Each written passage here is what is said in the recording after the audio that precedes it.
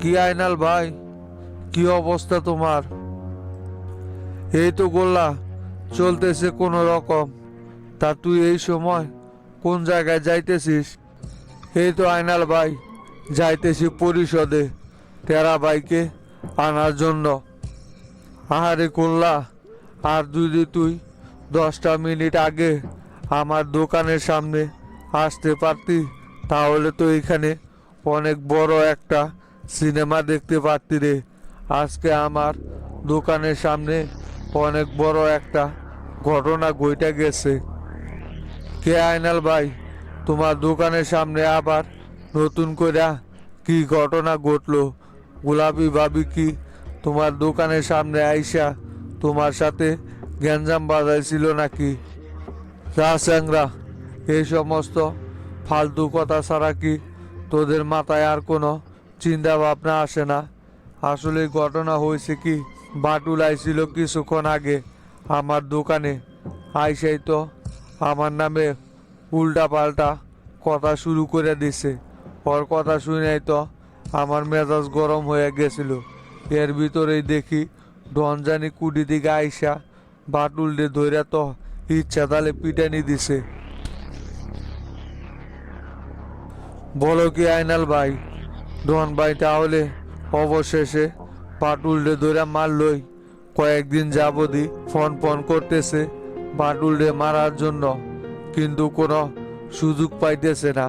আমরা বারে বারে নিষেধ করে রাখছিলাম। এখন তাহলে শেষ পর্যন্ত বাটুলের গায়ে হাত তুলাই দিল ডন ভাই। এইটা নিয়ে তো আবার দেখবা নতুন করে কি ঝামেলা তৈরি হয়।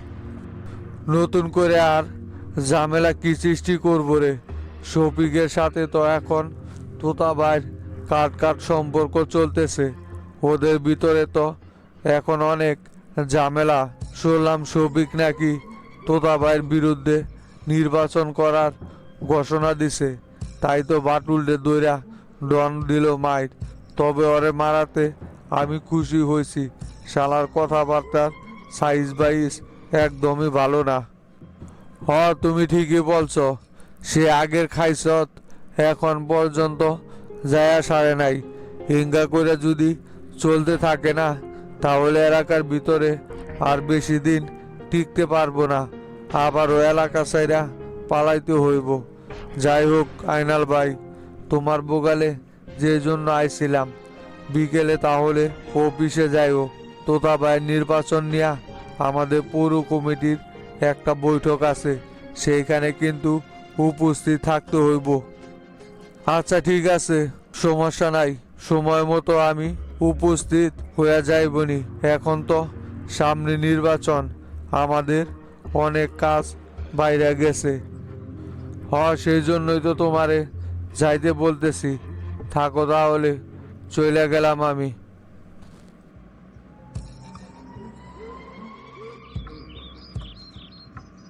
কিরে ইরফান, তুই দেখে এখনো বাসায় বসে আসস? কি বললাম তোরে, মোল্লা আঙ্কেলের সাথে দেখা করার কথা ছিল না? আঙ্কেল তো ফোন কইরা তোরে সাথে করে নিয়া দেখা করতে বলছিল।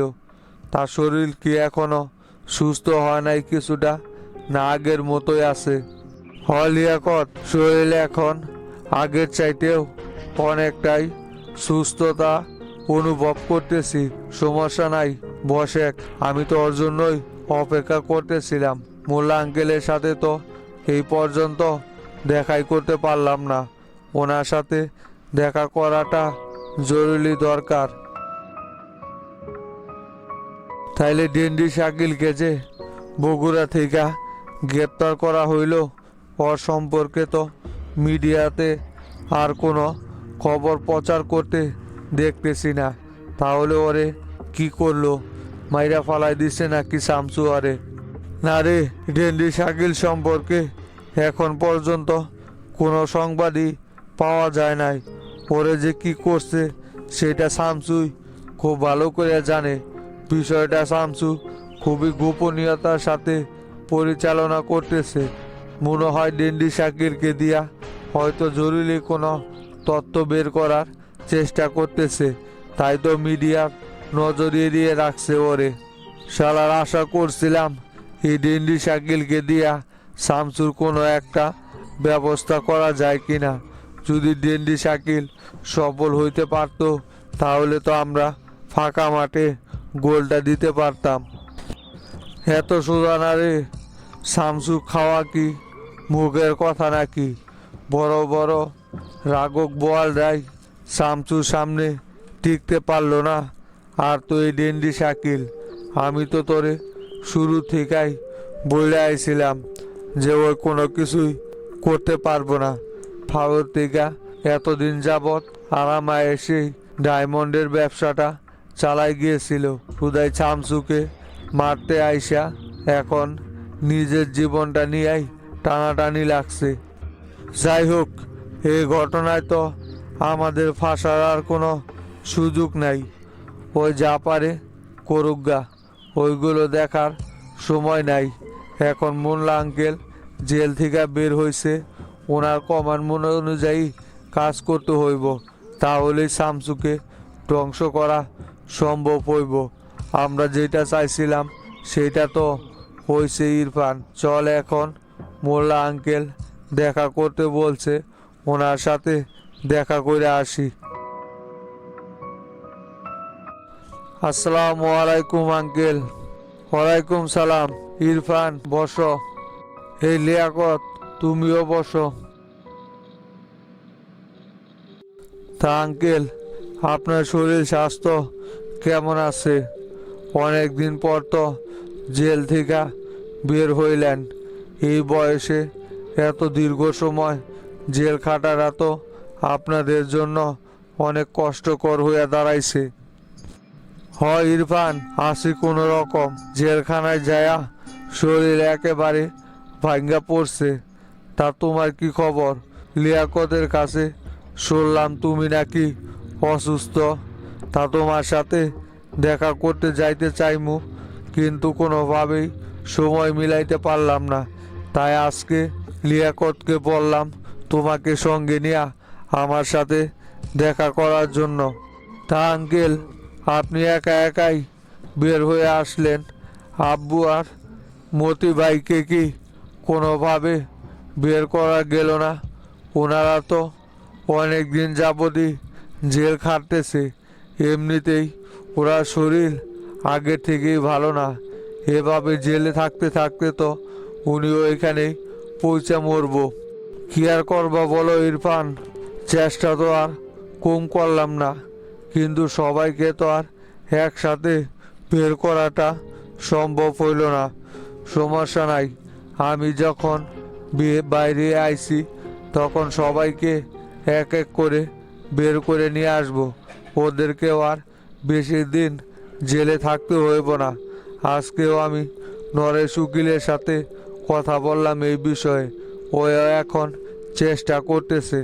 সবাইকে তো আর একসাথে বের করা সম্ভব হইতেছে না।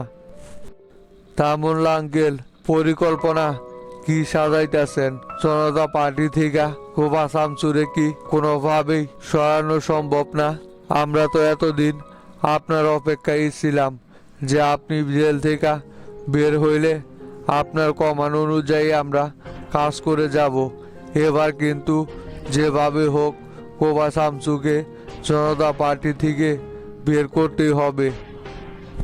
শোনো লিয়াকত, শুধু শামসু না, আমার পরিকল্পনা হচ্ছে পুরো জনতা পার্টিকেই ক্ষমতাচ্যুত করব। সেই দিন তরিকুলের সাথে আলোচনা করলাম, বিরোধী দলকে উস্কে দেওয়া হচ্ছে। বিরোধী দলের আন্দোলনের মুখে ফেলে জনতা পার্টিকে ক্ষমতাচ্যুত করব। আর জনতা পার্টিকে যদি একবার ক্ষমতা থেকে সরাইতে পারি তখন কিন্তু এই দলের সভাপতি আমি হয়ে যাইব। সেই সাপোর্ট আমার দল থেকে আসে। আর একবার যদি আমি সভাপতির পদে বসতে পারি তাহলে দেখবে সব কিছুই আমাদের নিয়ন্ত্রণে চলে আসবে। বিরোধী দলের আন্দোলন করতে যা যা সাহায্য সহযোগিতা লাগে সব কিছু আমাদের পক্ষ থেকে পাবে, কোনো সমস্যা নাই। আপনি শুধু আমাদেরকে বলে যাবেন যে আমরা কখন কি করব, সে অনুযায়ী আমরা কাজ করে যাব। শোনো লিয়াকত, কাপতুলিয়ার যাত্রাবাড়ি ঢাকার এই দুই প্রবেশদ্বার কিন্তু তোমাদের নিয়ন্ত্রণে। ওদেরকে সর্বপ্রথম এই দুই সাইড দিয়েই ঢাকাতে প্রবেশ করার রাস্তা করে দিবে তোমরা। এইখানে যেন ওরা কোনো রকমের বাধার সম্মুখীন হতে না পারে। আর ছেলে পেলে দিয়ে ওদেরকে সাহায্য করবে, ছেলে পেলেদেরকে শিখিয়ে দিবে ওরা যেন সবসময় গ্যাঞ্জাম তৈরি করার চেষ্টা করে। ওইটা কোনো ব্যাপার না।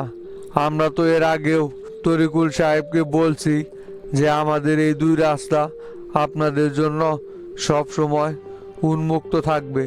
যখন ইচ্ছা তখনই আপনারা এই দিক দিয়ে প্রবেশ করবেন। ছেলে পেলে দেওয়া কোনো ব্যাপারই না আমাদের কাছে। কবে ওরা আন্দোলনে নামবে সেই ডেটটা শুধু আমাদেরকে জানিয়ে রাখবেন। আচ্ছা ঠিক আছে, তোমরা প্রস্তুত থাকো। যে কোনো সময় তোমাদেরকে আমি ডাকবো, সব সময় তোমরা প্রস্তুত থাকবে। এখন আমি বিরোধী দলের সভাপতি তরিকুলের সাথে একটা বৈঠকে যাব। আগে সেইখানে ওদের সাথে আলোচনা করে আসি। এতদিন তো জেলে বন্দি ছিলাম, তাই শামসু আরামে রাজনীতি করে গেছে। এখন আর সেই সুযোগ শামসু পাইব না। এখন থেকে শামসুর অস্থিরতা শুরু হয়ে যাইব। শুধু কয়েকটা দিন যাইতে দাও।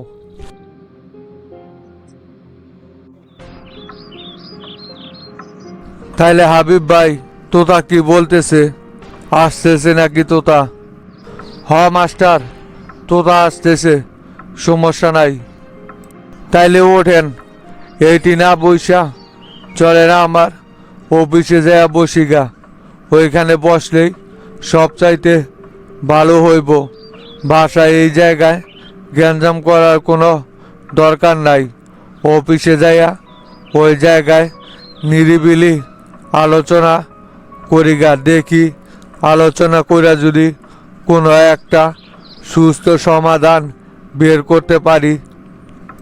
হ মাস্টার, ওইটাই সবচাইতে ভালো হইব। এইখানে না বইসা চলো তাহলে তোমার অফিসেই বসিগা গিয়া।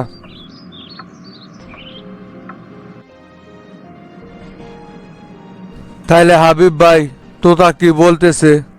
আসতেছে নাকি তোতা? তাইলে হাবিব ভাই, তোতা কি বলতেছে? আসতেছে নাকি তোতা? আগে এত বেশি বোঝার দরকার নাই তোতা। আসতে বলছি, আসতে চাইছে, দেখি না কি করে। আমাদের যা বলার তা তো বইলাই দিছি, এখন বাকিটা ওনার হাতে। যদি মন চায় তাহলে আসবে, আর যদি মন না চায় তাহলে আসার দরকার নাই।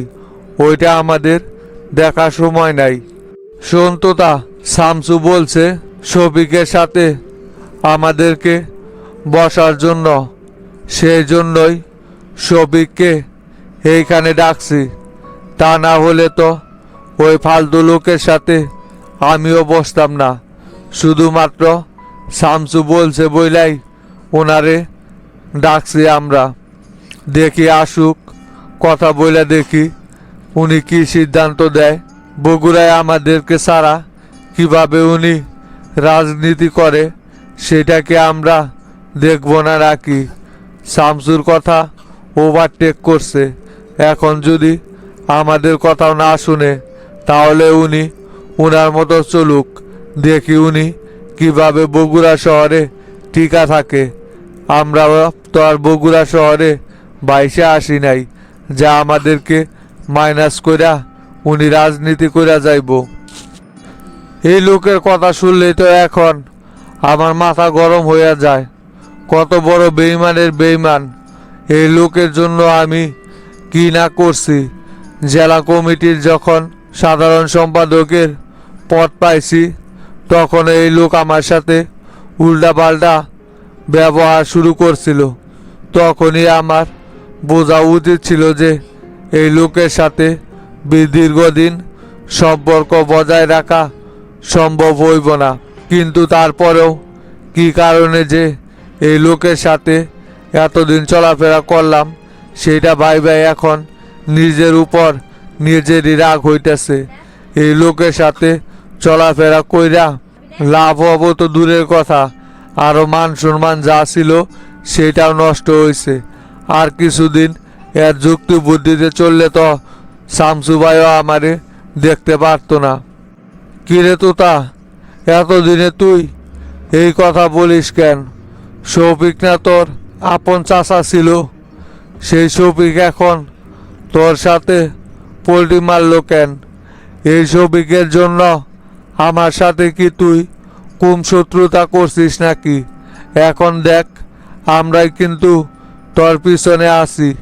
সেই শফিক কিন্তু এখন আর তোর পিছনে নাই।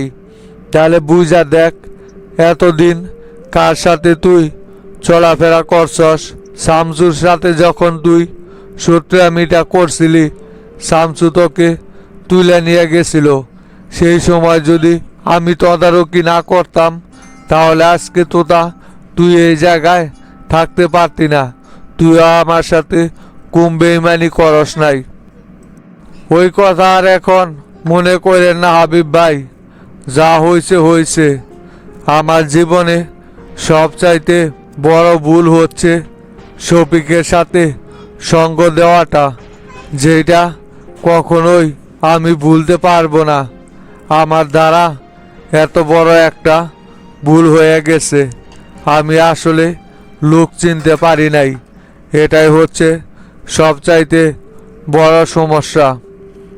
বুঝলাম মাস্টার। এখন আবার শফিকের লগে দেখি নতুন চামচা যোগ হয়েছে। এই বাটুল এতদিন যাবৎ এলাকা ছাইরা কোথায় যেন লুকাইয়া ছিল। এই শফিক হওয়ার পিছনে লোক নাই বইলা বাটুল রে এখন এলাকায় ঢুকাইছে। এই হচ্ছে আরো বড় শয়তান। শফিক রে শুধু সব সময় উল্টা পাল্টা যুক্তি দিতে থাকে। এই বাটুলের একটা উচিত শিক্ষা দিতে হইব। কথায় আছে না হাবিব ভাই, ন্যায় নীতি নিয়ে আপনি যতদিন মাঠে রাজনীতি করবেন ততদিন মাঠে টিকা থাকতে পারবেন। যখনই উল্টা পাল্টা পথে চলা শুরু করবেন সেদিন থেকে আপনার পতন শুরু হইব। বাটুলের ক্ষেত্রে সেই কাহিনীটাই ঘটছে। শামসুর গ্রুপের সাথে খুব সুন্দরভাবে মিলাজিলা রাজনীতি করতেছিল। তখন ওর দাপটও ছিল অন্যরকম। এলাকার চেয়ারম্যান টানা 3বার করলো, কোনো সমস্যা হইল না। কিন্তু যখনই উল্টাপাল্টা লাইনে চলা শুরু করলো তারপরে থেকেই ওর পতন কিন্তু শুরু হয়ে গেল। এখন একেবারে তলানিতে আইসা ঠেকছে। আবার শফিকের গাড়ির উপর ভর দিয়া এখন উপরে ওঠার চেষ্টা করতেছে। কোনো লাভ হইব না যতক্ষণ পর্যন্ত না চরিত্র চেঞ্জ করে। ভাই বাটুলের কথা মনে পড়লেন, আর একটা ঝামেলা তো হয়ে গেছে। শফিক কিছুক্ষণ আগে ফোন দিয়ে আমারে বলল ডন নাকি আয়নালের দোকানের সামনে বাটুলরে দৌড়া মারছে। কিরে কি বলিস? ডন আবার কিসের জন্য বাটুলরে দৌড়া মারতে গেল? এই সময় বাটুলরে মারা কি ডনের উচিত হয়েছে? এমনিতেই ঝামেলা চলতেছে শফিকের সাথে, আবার শফিকের লোক ধরা ডনের মারতে হইব কেন? এই সমস্ত চ্যাংরা প্যাংরাগুলা আসলে বেশি বোঝে এক লাইন। ওদেরকে বলি এক কথা, শুনে আরেক কথা। গোল্লা একটা, ডন একটা, ওদেরকে তো কথা শোনানোই যায় না। সব সময় শুধু উল্টা পাল্টা সিদ্ধান্ত নিয়ে বসে থাকে। এখন যদি শামসু শুনে তাহলে এইটা নিয়ে আবার বকাঝকা করব না। আমিও তো ভাই এই ব্যাপারে কিছু জানিছিলাম না। পরে শফিকে আমারে ফোন দিয়ে জানাইলো যে ডন নাকি বাটুলরে ধরে মারছে। আমিও আরে বারে বারে নিষেধ করছি যে ওদের সাথে কোনো রকম ঝামেলা সৃষ্টি করিস না। তারপরেও যে কি কারণে ধরে মারলো সেটা ডনের সাথে কথা বললেই বুঝতে পারবো। এ বাটুল তো খুব একটা সুবিধা চ্যাংরা না। মনে হয় ডনের সাথে কোনো রকমের উল্টাপাল্টা করছে। আর ডনের তো সেই সকাল থেকেই শফিকের উপর রাগ উইটা আছে, তাই রাগ নিয়ন্ত্রণ করতে না পাইরা হয়তো বা লাগাই দিয়েছে কয়েকটা।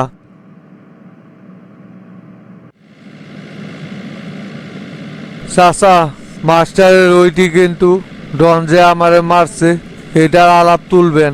ডনের এত বড় সাহস হয়ে গেছে আমার গায়ে অপেনে হাত তোলে। হরে বাটুল, সব আলাবি ওই জায়গায় তুলমু, সমস্যা নাই। ওদের সাথে কোনোভাবেই আমি আপোষ করব না। ওরা যতই বুঝাক, আপনি কিন্তু কোনোভাবেই ওদের কথায় রাজি হয়েন না। আমাদের কিন্তু মাঠ পুরো চকচকায় আছে। এই সময় কোনো রকমের ভুল পদক্ষেপ নেওয়া যাইব না। তাই আমরা আমাদের মতোই চলাফেরা করব। আমাদের মাঠ আমাদের দখলেই নিতে হইব। ওদের সাথে মিলা চইলা কোনো লাভ নাই। তোতা যদি এমপি হয়ে যায় তাহলে কিন্তু আপনার এক বিন্দুও মূল্যায়ন করব না, কথাটা মনে রাখেন। তুই কি পাগল হয়েছিস? এই গোছানো মাঠ আমি তোতারে ছাইরা দিব, সেইটা কোনোভাবেই সম্ভব না। উপর মহল থেকে ফুল সাপোর্ট আমার সঙ্গে আছে। এইদিকে আবার এলাকার ভিতরেও আমার অন্যরকম একটা দাপট আছে। তোতার জীবনেও আমার সামনে আইসা টিকতে পারবো না। ওরা যতই বুঝাক না কেন আমারে, শামসু যেইখানে বুঝাইতে পারে নাই আর ওদের কথা আমি কানে তুলবো, সেটা কোনোদিনও সম্ভব না। শুধু সৌজন্য সাক্ষাৎটা করে আসি ওদের সাথে। চাচা, একটা কথা বলার ছিল, আপনি বানা আবার কি মনে করেন সেই জন্য আমি বলি নাই এখন পর্যন্ত। কি কথা বলবি রে বাটুল, সমস্যা কি বল? শোনেন চাচা, গতকালকে তো ফটিকের সাথে কথা বললাম এলাকারই পরিস্থিতি দেখা। ফটিক তো বলতেছে ওই নাকি এলাকায় ঢুকবো, সেটা আপনারে বলতে বলছে। আপনি যদি অনুমতি দেন তাহলে ফটিক এলাকায় ঢুকতে চাইতেছে। তা আপনি কি বলেন চাচা? ওরে কি এলাকায় ঢুকাই মুনাকি এখন? না না, সেটা সম্ভব না। ওয়ে কোনোভাবেই এলাকায় ঢুকানো যাইব না। অনেক কষ্টে ওরে এলাকা থেকে বের করছি। আবার যদি এলাকায় ঢুকাই তাহলে আর সহজে বের হইতে চাইব না। আমি চাই ওই এই সমস্ত ঝামেলা থেকে দূরে থাকুক। এই ধরনের ঝামেলায় ওর পড়ার কোনো দরকার নাই। ফটিক এই সময় এলাকায় থাকলে কিন্তু ভালোই হইতো। দেখেন আপনি বিষয়টা বিবেচনা কইরা। শামসু, এখন দেখো এই মোল্লা বাইরে আইছে না, দলের ভিতরে এখন একের পর এক ঝামেলা লাগাই রাখবো। মোল্লা কোনোভাবেই জনতা পার্টিকে এখন আর স্থিতিশীল থাকতে দিব না। মোল্লা যতদিন বাইরে থাকে ততদিনই দেখবা একের পর এক ঝামেলা ওই লাগায়ে রাখবো। যা পারে তাই করুক গাত, এত মাথা ঘামাইতে পারবো না। প্রেসিডেন্টকে বারবার বুঝায় একরকম, উনি বুঝে থাকে আরেক রকম। এই লোকের সাথে এইভাবে চলাফেরা করা সম্ভব না সেলিম ভাই। যত তাড়াতাড়ি সম্ভব আমাদেরকে আমাদের অবস্থান ঠিক করতে হইব। আমি চিন্তা করছি প্রেসিডেন্ট যদি এইভাবে চলাফেরা করে তাহলে জনতা পার্টির সাথে আর থাকবো না। এই জোট ভেঙে নতুন করে আমরা দল গঠন করব। বলো কি শামসু? এইটা তো কঠিন প্রক্রিয়া। একটা নতুন দল গঠন করতে হইলে কি মুখ দিয়া বললেই সেটা হইয়া যায়? এর পিছনে তো অনেক চম দিতে হইব শামসু। সামনে অনেক বাধা বিপত্তি সৃষ্টি হইতে পারে। এত সব ঝামেলা ক্রিয়েট করে আমরা কি নতুন দল বাস্তবায়ন করতে পারবো শামসু? কি যে বলেন না সেলিম ভাই, সম্ভব না কেন? ইচ্ছে থাকলে অবশ্যই সম্ভব হইব। আমরা কি অচল নেতা নাকি? সারা বাংলাদেশেই আমাদের পরিচিতি আছে। আমরা কেন দল খাড়া করাইতে পারবো না? আপনি আমাদের গ্রুপের যত নেতাকর্মী আছে সকলের সাথে আলোচনা করেন, দেখেন ওরা কি মতামত দেয়। প্রয়োজনে আমরা সরকার থেকে পদত্যাগ করে নতুন দল গঠন করব। অবশ্যই জনগণ আমাদের এই দলকে সজোরে স্বাগতম জানাবে। শামসু, কথা একেবারে তুমি খারাপ বলো নাই। জনতা পার্টিতে বর্তমানে যে কামড়াকামড়ি শুরু হয়েছে, তাতে কইরা আমাদের নতুন দলের একটা সূচনা করা অবশ্যই জরুরি দরকার। এত কামড়াকামড়ির ভিতরে তো থাইকা আমরা জনগণের জন্য কিছুই করতে পারবো না। জনতা পার্টির অবস্থা এখন এমন হয়েছে যে নিজেদের কোন দল ঠিক করবা না জনগণের জন্য কাজ করে যাবা, কোনটা করবা কোনোটাই সম্ভব হইতেছে না শামসু। তাই আমাদের বিকল্প রাস্তা একটা বের করা দরকারি। আমি আমাদের যত নেতাকর্মী আছে সকলকে নিয়ে একটা বৈঠক করবনি, দেখে ওনারা কি মতামত দেয়। হ্যাঁ, সেটাই করব।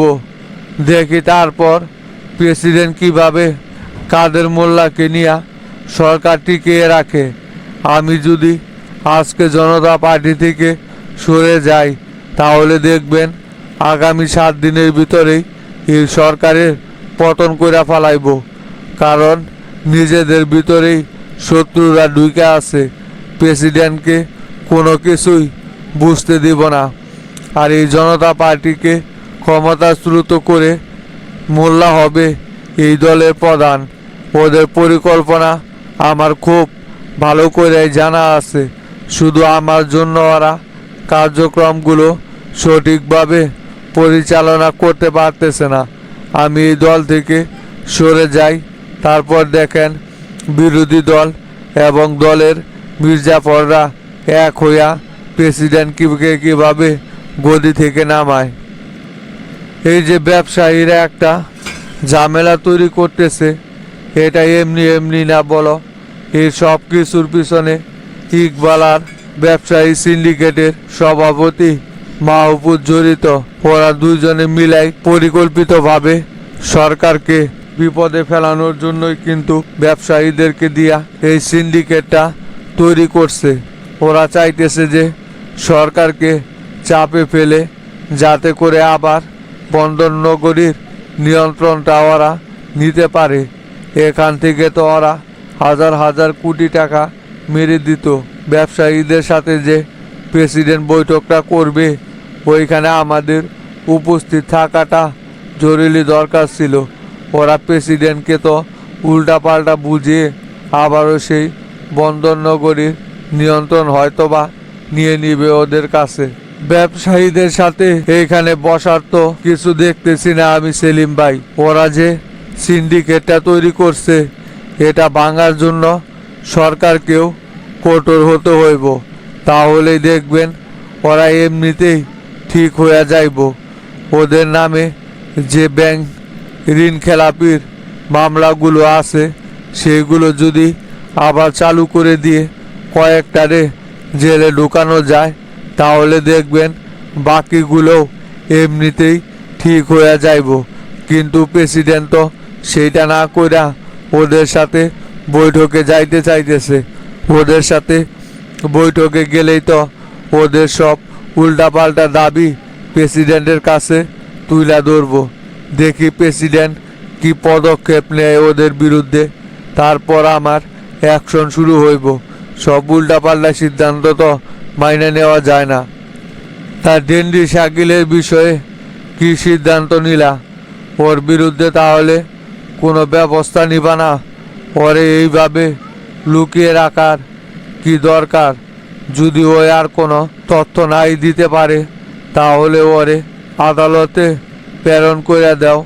ওরে এইভাবে লুকিয়ে রাখার কোনো প্রয়োজন তো আমি মনে করতেছি না শামসু, যেহেতু ওই নতুন কোনো তথ্য দিতে পারতেছে না। দেখি সেলিম ভাই, সম্রাট তো আর একটু তদন্ত করতে চাইলো, দেখি সম্রাট তদন্ত কইরা নতুন কোনো তথ্য বের করতে পারে কিনা। তা যদি না হয় তাহলে ওরে আদালতেই প্রেরণ করে দিব। সম্রাট আগে কিছু জানাক আমাকে, ওই যেহেতু বিষয়টা একটু দেখতে চাইলো, তা দেখুক, দেখি কোনো কিছু করতে পারে কিনা। আর আপনি এইখান থেকে গিয়া সম্রাটের সাথে আলোচনায় বসেন। বিরোধী দলেরা কিন্তু যে কোনো সময় মাঠে নাইমা পড়তে পারে এখন, তাই আইন শৃঙ্খলা বাহিনী যেন সব সময় সদা প্রস্তুত থাকে। কাউকে কোনো রকমের ছাড় দেওয়া যাইব না। ওদেরকে একবার মাঠে নামার সুযোগ দিলে ওরা কিন্তু দেশে আবার বিশৃঙ্খলা সৃষ্টি করবে। না না শামসু, ওদেরকে তো সেই সুযোগ কোনোভাবেই করে দেওয়া যাইব না। দেখলা না সাভারে যে ওরা আন্দোলনটা করলো, প্রেসিডেন্টের কথা অমান্য কইরা, তোমার কথায় ঠিকই ওদের নেতাকর্মীদেরকে গ্রেপ্তার করলাম। সেই সময় যদি এই অভিযানটা আমরা না চালাইতাম তাহলে ওরা পরপর আরও কয়েকটা জনসভা অলরেডি কইরা ফেলাইতো। ওই দিনের ওই ভয়ে কিন্তু ওরা নতুন করে এখন পর্যন্ত আর কোনো জনসভা দেয় নাই, কারণ বুঝতে পারছে যে নতুন করে জনসভা দিলেই ওদের নেতাকর্মীরা আমাদের হাতে আটক হয়ে যাইব। সেই জন্য ওরা সুযোগ খুঁজতেছে একেবারে কিভাবে আক্রমণ করা যায়। তাহলে সেলিম ভাই, আপনি চলে যান, আমি বাসায় যাই। বিকেলে তাহলে আপনার সাথে আবার দেখা করবনি। এখন শরীরটা অনেক টায়ার্ড লাগতেছে।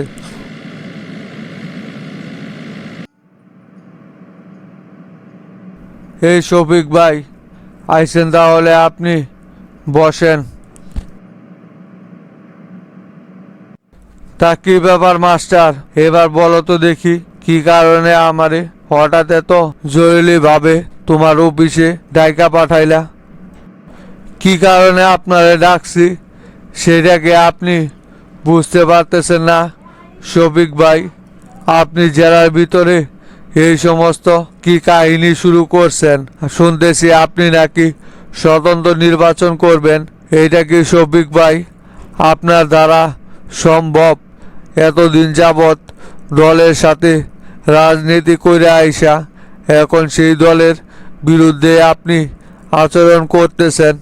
এইরকম আচরণ তো আপনার থেকে দল কখনোই আশা করে নাই। আপনার মতো এরকম সিনিয়র একজন নেতা যদি এই ধরনের পদক্ষেপ নেয় তাহলে এখানে আমরা আর কি বলবো বলেন? দেখো মাস্টার, আমি শুধু নামে সিনিয়র নেতা, কামে না। আমার কি কেউ বিন্দু পরিমাণ মূল্যায়ন করে নাকি? বগুড়া জেলার ভিতরে সবচাইতে অবহেলিত নেতা হচ্ছে আমি। আমার কোনো মূল্যায়ন আছে নাকি এই বগুড়া জেলাতে?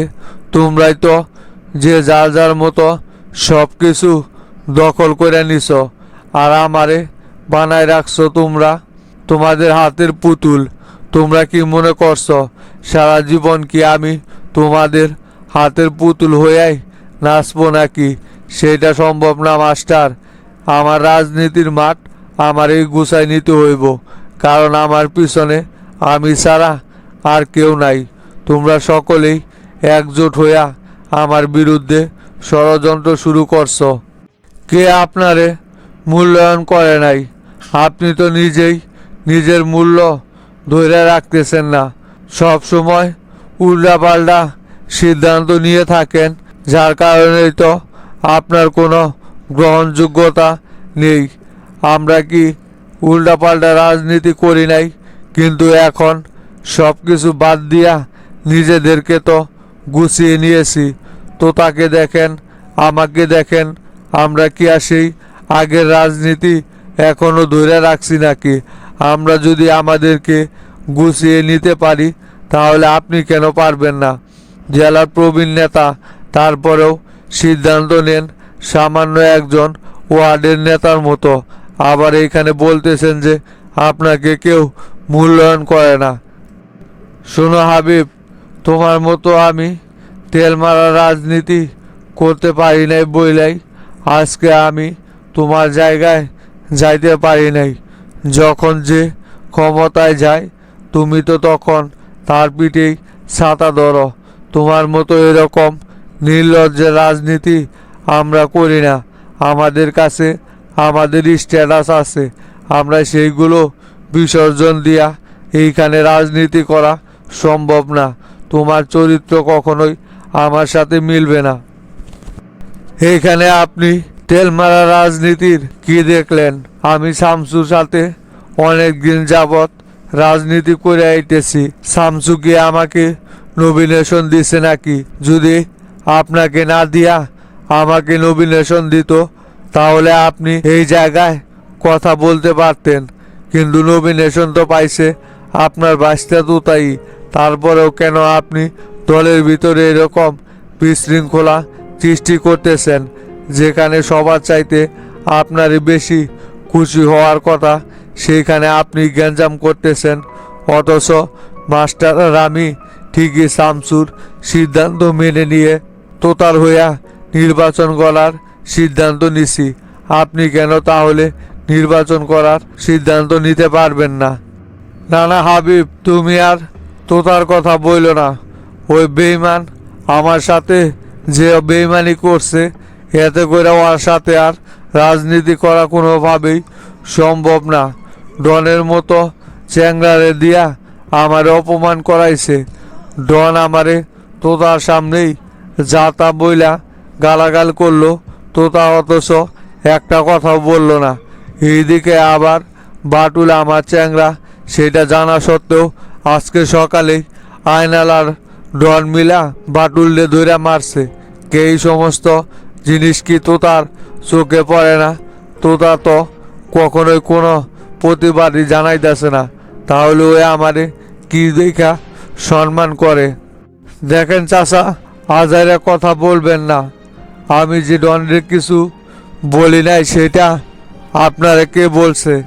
আর বাটুলি কি এখন আপনার কাছে সব চাইতে গুরুত্ববান ব্যক্তি হয়ে উঠল নাকি? ডন আমি আপনার কথা কি কম শুনছি নাকি? আপনি যখন যা করতে বলছেন তখন তাই করছি।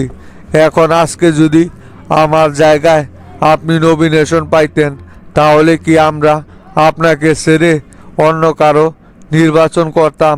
কিন্তু আপনি আমার সাথে এই বেইমানিটা করাটা কোনোভাবে কি ঠিক হচ্ছে নাকি? আমি বলছি আমরা সকলে মিলা একসাথে রাজনীতি করি, আর আপনি বলেন আমি নাকি শামসু বাইরে ম্যানেজ করে নমিনেশন নিছি। অথচ এই নমিনেশন নেওয়ার আমার কোনো আগ্রহই ছিল না। তুই আর কথা বলিস না তোতা। তুই যদি সত্যি আমার জন্য কাজ করতি তাহলে আজকে নমিনেশন তুই না পাইয়া আমি পাইতাম। আমারে উপরে উপরে শু হিসাবে রাইখা তলে তলে ঠিকই তুই নমিনেশন শামসুর কাছ থেকে বাগাই নিছস। তোর এই ষড়যন্ত্র আমি খুব ভালোভাবেই বুঝতে পারছি তোতা। আমারে আর এই সমস্ত উল্টাপাল্টা বুঝ দেওয়ার কোনো লাভ হইব না। তুই তোর রাজনীতি কর, আমি আমার রাজনীতি করি। তার মানে কি শফিক ভাই, আপনি তাহলে সত্যি সত্যি আপনার সিদ্ধান্তে অটল থাকবেন? আপনি তাহলে দলের সাথে বেইমানি করার সিদ্ধান্ত নিয়ে ফেলাইছেন? হ, ওই রকমই মনে করো। যে দলে আমার কোনো মূল্যায়ন নাই সেই দলে আমার রাজনীতিরও দরকার নাই। আমি দেখিয়ে দিব যে বগুড়াতে শফিকের কোনো মূল্যায়ন আছে নাকি। তোমরা তোমাদের মতো রাজনীতি করো, আমি আমার মতো করতেছি। দেখা যাক শেষ পর্যন্ত কে টিকে। আচ্ছা ঠিক আছে, আমরা তাহলে দেখে নিব নিজে আপনি কিভাবে বগুড়াতে আমাদের চ্যালেঞ্জ করে রাজনীতি করেন। আপনার সাথেও আমাদের দেখার আছে। এতদিন শুধু আপনার সাথে ভালো ব্যবহার করে গেছি, এখন দেখতে পারবেন যে মাস্টারের খারাপ দিকগুলো কেমন হতে পারে। দেখলা তো মাস্টার, শফিকের সাথে বৈশা কোনো লাভ হইল? আমি তোমারে আগেই বলছিলাম না, এর সাথে বৈশা বিন্দু পরিমাণ কোনো লাভ হইব না। এমনি এমনি সময়টা আরও লস হইব। ওই যে পরিমাণের গাউরা পরে আমি খুব ভালো করে চিনি। এখন দেখলা তো কারো কথার কোনো গুরুত্বই দিল না, ঠিকই অপমানিত কইরা চলে গেল। শামসু বইতে বলছিল তাই বললাম, পরবর্তীতে তো আমাদের আর কোনো দোষ ধরতে পারবো না। এখন যা করার শামসু করবনি। দল থেকে একবার বহিষ্কার হইয়া থাকুক, তারপর দেখেন ওর সাথে কি খেলাটা খেলি। বগুড়াতে আর শান্তির রাজনীতি বজায় রাখবো না। ওরা যেই রকম অস্থিরতা চাইতেছে সেই রকম অস্থিরতাই সৃষ্টি করব। দল থেকে বহিষ্কারের ঘোষণাটা আসুক, তারপর দেখি ওই বগুড়াতে কিভাবে নির্বাচনী প্রচারণা চালায়। ওর কোনো ক্যাম্পেইনই করতে দিব না। এতদিন মাস্টারের সোজা চেহারা দেখে গেছে না, এখন বাঁকাটা দেখব। আপনি একদম ঠিক কথাই বলছেন। ওর সাথে আর ভালোভাবে কোনো রাজনীতি করা সম্ভব না। ছেলে পেলেরে যদি একবার শুধু অর্ডার দেই তাহলে তো ওরে যে কোনো সময় বগুড়া ছাড়া করব। আমাদের বিরুদ্ধে যায়া ওই কিভাবে মাঠে টিকা থাকে সেটা দেখা দিব এবার। শুধু আমি আপনার অপেক্ষায় ছিলাম, তাছাড়া তো ডন সেই দিনই ওরে মারতে গেছিল, শুধু আমি ফিরায় রাখছি ডনরে। এখন যদি কোনোভাবে শুধু অর্ডার দিয়া দেই তাহলে তো দেখবেন বগুড়াতে শফিকের কি অবস্থাটা হয়।